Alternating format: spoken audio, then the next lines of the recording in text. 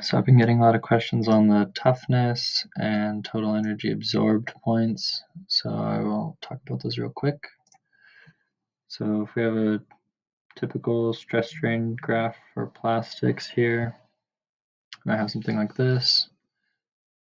Kind of hard to pick out what its elastic region versus plastic region is because of that viscoelastic property of plastics, but some of them have a pretty pronounced one. But maybe for a graph like this, we might pick here and say this is its resiliency, or its amount of energy that it can absorb and not plastically deform. And then all of this is its energy absorbed plastically. So that's irrecoverable energy that's changing the microstructure, that work that you're doing on the microstructure. And then all of this combined would be its toughness. So if we look at the chemistry of these molecules, how do you understand what plays into plastics having more or less resiliency or toughness or energy absorbed? So resiliency is a byproduct of molecular bond stretching. So if you have like a carbon-carbon bond, right, it has a certain length of some number of nanometers, and it can stretch without breaking for a certain amount of energy before it would be broken. But if you have more bonds to stretch, you can have more resiliency. And if you have more bonds to stretch, like, and you're distributing that load evenly, then you can have a lot more spring back. So things with like benzene in the backbone here are going to have higher resiliency than a similar molecule without benzene in the backbone, because there's just more bonds to be stretched and then recover without breaking primary bonds. And energy absorbed is a byproduct of just breaking bonds. If there's bonds to be broken, when you have your spaghetti noodle polymers all tangled up, you can just break them and be performing work on it and giving toughness, as long as these chains are long enough that after they break, they still stay tangled up so that your plastic doesn't ultimately fail. Right? Or if you have crystalline blocks, you can be doing work by unraveling the crystalline block. So if you have a crystalline block like this and then you pull on it, all the weak van der Waals forces that are in here, when you unravel it, you might make it like a smaller block, right? This is very simplified, of course.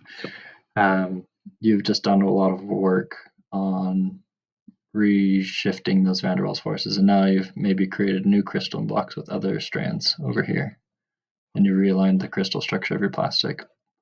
That's essentially cold working a plastic similar to metals, but this mechanism happens kind of differently in different plastics. Plus, it's three-dimensional, so it's not this simplified.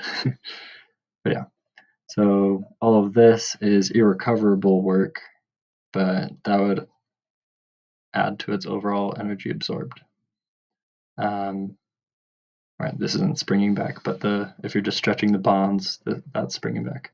And then toughness is essentially what you have altogether. So what could increase both of these is things like pendant groups, potentially, if they're not too big, right? There's a trade-off where you become too big and then you just don't get any resiliency and you just break, well, like you don't get any deformation at all and you just break super early. So there's definitely like an optimization curve.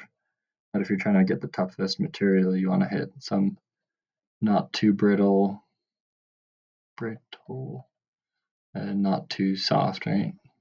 And not too big of a pendant over here, and no pendant. You might just use super soft like polyethylene and just string out forever, right? So if you're trying to make the most tough material, you want something in between polystyrene and polyethylene, right?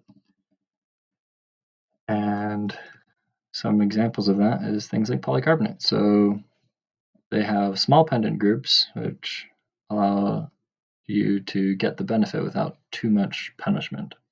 And they also have polarity, which when you're breaking these crystalline blocks down, and